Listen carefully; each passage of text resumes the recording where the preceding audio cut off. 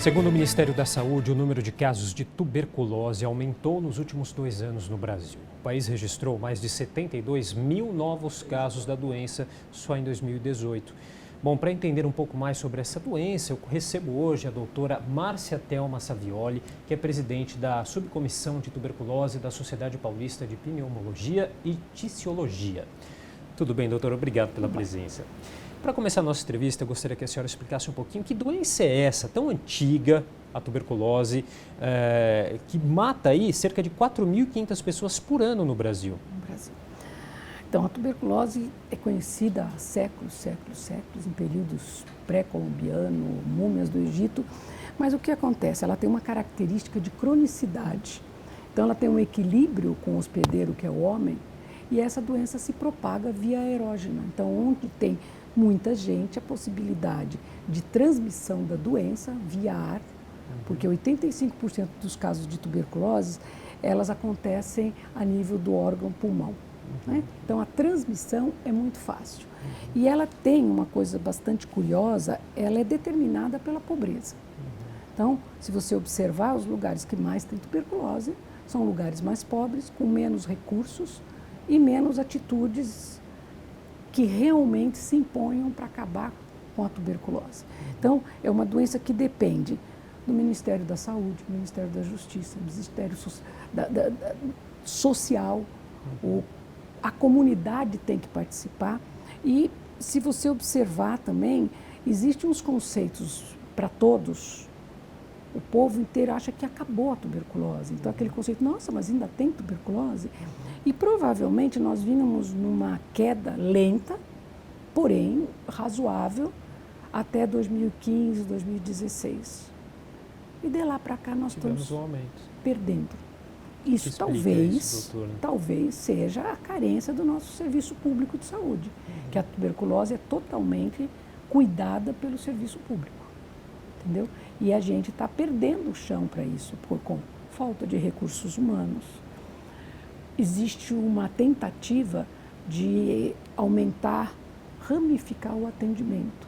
O problema é que está faltando pessoal para estar nesses periféricos que a gente chama, nas referências primárias. Então, o paciente tem difícil acesso. São Paulo é um dos estados que tem isso contabilizado, que um bom número de tuberculose, de casos de tuberculose, são diagnosticados em pronto-socorro. E não naquela propaganda, 3 semanas de tosse ou mais, procure uma unidade de saúde. Porque, acredito eu, e tenho essa impressão clara, porque a minha vida toda foi na assistência, que nós estamos com uma deficiência de acolher esse paciente. E o paciente, a pobreza leva a uma série de fatores muito tristes. E esse paciente precisa ter acolhimento, independente do perfil dele. Quais são os principais sintomas da doença, doutora? Sem dúvida, tosse que pode ser inicialmente seca, mas vai tornar-se produtiva. Febre vespertina, fim do dia para de noite. Sudorese noturna, ele soa a ponto de molhar a roupa dele. Perda de peso. E aí, conforme mais atraso no diagnóstico, nós vamos somando falta de ar, dor, hemoptise, que é o sangramento, e que são alertas que geralmente, quando aparece, que assusta, ele já está doente há muitos meses e transmitindo. Então, todo doente que não foi diagnosticado com tuberculose, 85% é pulmonar. Então, ele vai estar transmitindo. E o tratamento, como que se faz? O tratamento, ele é todo fornecido via SUS. Ele se dá hoje com 4 drogas durante um tratamento completo de 6 meses. Só que, além da dificuldade de tomar esse remédio, ele tem efeitos adversos. Então, novamente, nós voltamos para a palavra acolhimento. Porque senão o que acontece? Ele vai lá com tosse, com febre, quando começa a melhorar, ele tem efeito adverso ao remédio. Ele larga. A idade das pessoas que maior incidência de tuberculose é de 20, 40, 50 anos. É uma idade produtiva. O sofrimento desse pai ou dessa mãe tem implicação direta na comunidade dele, na casa dele.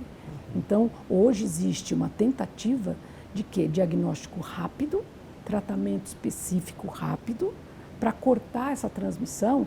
E para quê? a gente fazendo o diagnóstico rápido não vai aparecer mais gente doente, entendeu?